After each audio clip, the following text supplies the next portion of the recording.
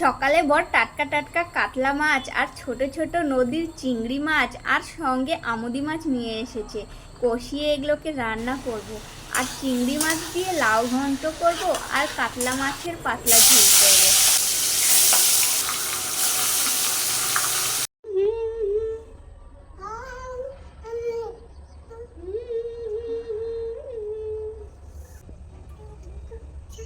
না ধরিস না মা, নিশু ভেঙে যাবে গাছ। শোনা, আমার গাছে কত ফুল ফুটেছে দেখো, অনেকগুলো ফুল ফুটেছে আমার নতুন গাছে। শোনা, সকালে চা খেয়ে বর বাজার করতে চলে গেছিল। সে বাজার করে নিয়ে আসলো আর আমি ততক্ষণ ঘরের কাজ সামলাচ্ছিলাম, মানে ঘর পরিষ্কার করা, বাসন মাজা ইত্যাদি যা কিছু থাকে ঘরে। তো ও এক গাদা আজকে বাজার করে এনেছে, মানে পুরো ব্যাগ ভর্তি মাছ আর সবজি আলু এসব কিনেছে। আর সবজি আজকে প্রচণ্ড ফ্রেশ কিনেছে আর ভালো কিনেছে। আজকে আমি তোমাদেরকে দেখাবো আমার বর কী কী সবজি কিনেছে। সব টাটকা টাটকা একদম সবজি কিনেছে। লাউ ডগা কিনেছে, ফ্রেশ ফ্রেশ পুঁই ডাঁটা কিনেছে, আর তার সঙ্গে শাকও কিনেছে। শাক খেতে আমরা খুব ভালোবাসি, শাকটা আমাদের বাড়িতে খুব হয়। শাকও কিনেছে। আর কিনেছে লকি, মানে লাউ কিনেছে, দুটো ছোট ছোট টাইপের লাউ কিনেছে। আর আজকে আমি এই লাউটা দিয়ে রান্না করব চিংড়ি মাছ। আর সঙ্গে মোচাও কিনেছে দুটো ছোট ছোট। আর এই মোচাটা খেতে মানে খুবই ভালো লাগে, খুবই ভালো লাগে। এতটা ভালো লাগে আমি বলতে পারবো না। মোচাটা বেছে রান্না করলে খুব ভালো লাগে, ওই চিংড়ি মাছ দিয়ে বা ছোলা দিয়ে করলে ভালো লাগে। আমি করে খাবো ওইভাবেই।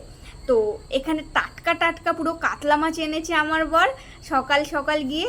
আর সঙ্গে নদীর চিংড়ি মাছ কিনেছে, একদম ছোট ছোট নদীর চিংড়ি মাছ। আমাদের বাড়ির পাশেই নদী আছে, সেই নদীর চিংড়ি মাছ কিনেছে।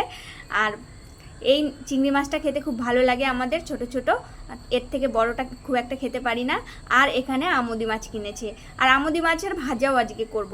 আজকে অনেক রান্না বান্না আছে আর অনেক কাজ আছে, যেহেতু ছুটির দিন। আর ছুটির দিন পড়লে আমার বর এক গাদা বাজার করে, তার সঙ্গে মানে প্রচুর কাজ থাকে। ছুটির দিন বেশি কাজ থাকে। আমি ভাবি ছুটির দিন, বরের ছুটির দিন, বরের সঙ্গে একটু আমিও রেস্ট করব, কিন্তু আমার খুব একটা রেস্ট হয় না। সেক্ষেত্রে আমার কাজ আরও বেড়ে যায়।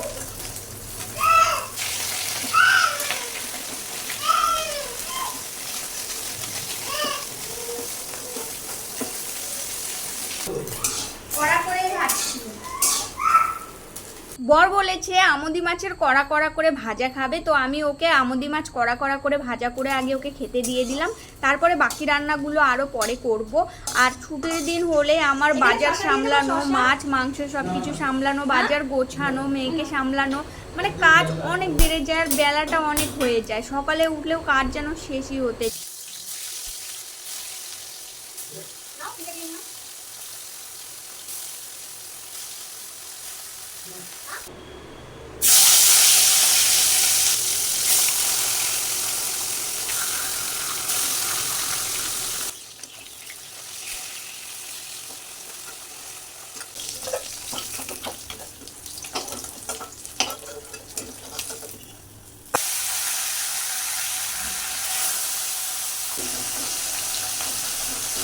আজকে কাতলা মাছের ঝোলটা খুব একটা স্পাইসি বা খুব একটা মশলাদার করব না, খুব হালকা করেই করব।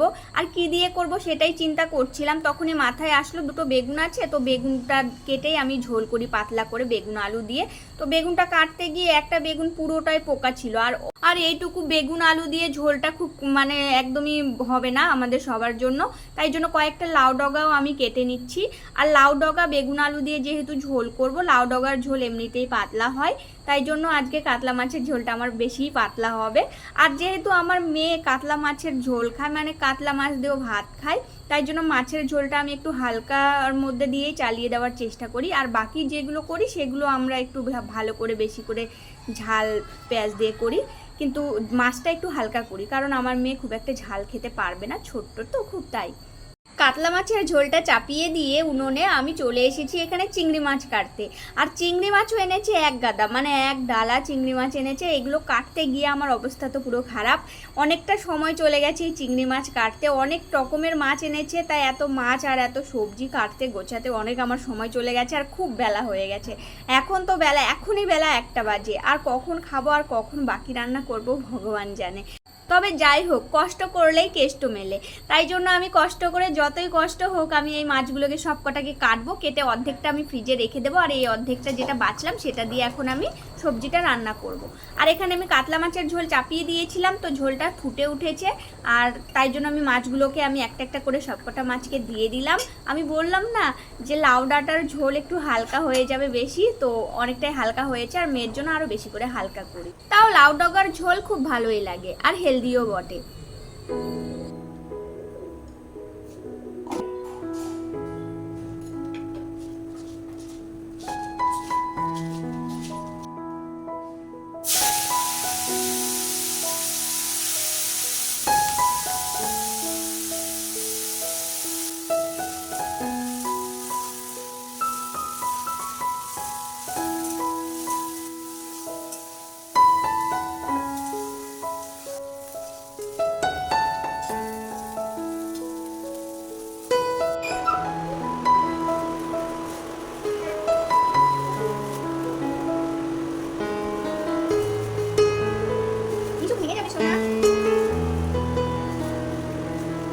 মেয়ের প্রতি কি ভালোবাসা! আমি বরকে বলেছিলাম মেয়ের জন্য দেশি মুরগির ডিম নিয়ে আসতে, তাই ও বাজার থেকে আজকে আবার দেশি মুরগির ডিমও নিয়ে এসেছে। সেগুলোকে আমি ধুয়ে পরিষ্কার করে ফ্রিজে রাখবো। আর আমি সব ডিমই ধুয়ে পরিষ্কার করেই ফ্রিজে রাখি এইভাবে।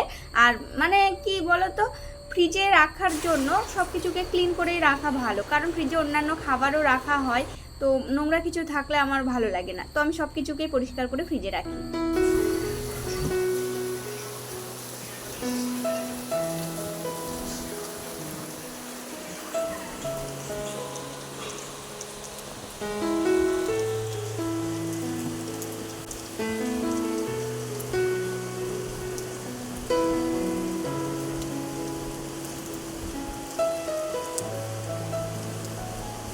এখন আমাদের এখানে রোজই বৃষ্টি হচ্ছে খুব, আর আজকেও খুব জোরে বৃষ্টি হচ্ছে, আর বৃষ্টি দেখতে খুব ভালো লাগে।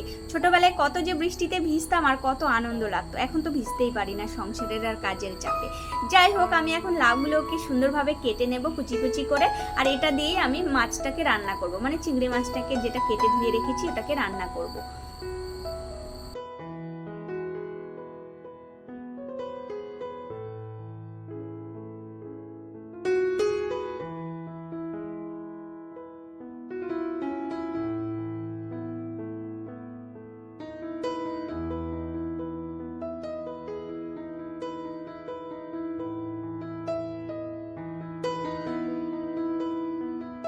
বেশি করে কাঁচা লঙ্কা দিয়ে খুব মজা করে রান্না করব, কারণ এটা আমার মেয়ে খাবে না, মানে খেতে পারবে না আর কি, চিংড়ি মাছের তরকারিটা।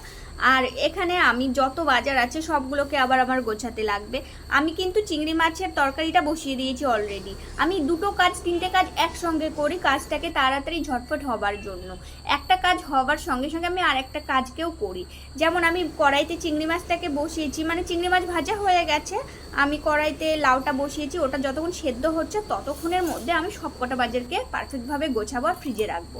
এখানে আমি লাউ ডগার পাতাগুলোকে ছাড়িয়ে ডগাগুলোকেই শুধু রাখবো, কারণ পাতাতে অনেক সময় কি হয়, পোকা থাকে, আর যেগুলো ফ্রিজে রাখা উচিত না, মানে ফ্রিজের অন্যান্য খাদ্য জিনিসে ওই পোকাগুলো ঢুকে যাবে, আমার তো ভীষণ ভয় লাগে। আমি সব পাতাগুলোকে ঝরিয়ে শুধু ডাঁটাটা খাই আর ডাঁটাটা ফ্রিজে রাখি।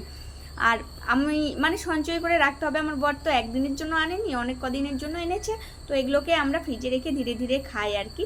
আর মোচা টোচা এগুলো সবগুলোকে পরিষ্কার করে আমি ফ্রিজে রাখবো, শাক সবজি সবগুলোকে বাছাই করে। আর এগুলো করতেও আমার অনেকটা সময় লাগছে, উফ।